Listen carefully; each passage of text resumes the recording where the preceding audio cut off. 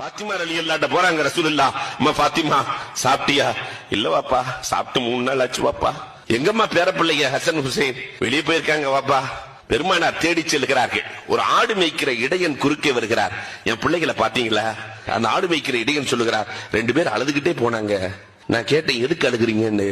சாப்பிட்டு 3 நாள் ஆச்சு, பசியா இருக்குன்னு சொல்லி அழுது கொண்டே செல்கிறார்கள்.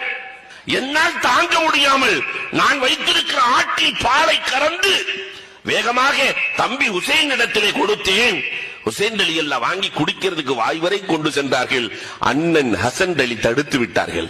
அந்த ஹசன் அலி என்னை பார்த்து கேட்டார்கள், உன் எஜமான் ஆட்டிலே பால் கறந்து குடிக்க அனுமதி கொடுத்திருக்கிறாரான்னு கேட்டாங்க. நான் இல்லை என்றேன். உனக்கே ஹலால் இல்லை, எங்களுக்கு எப்படி ஹலாலாகும்?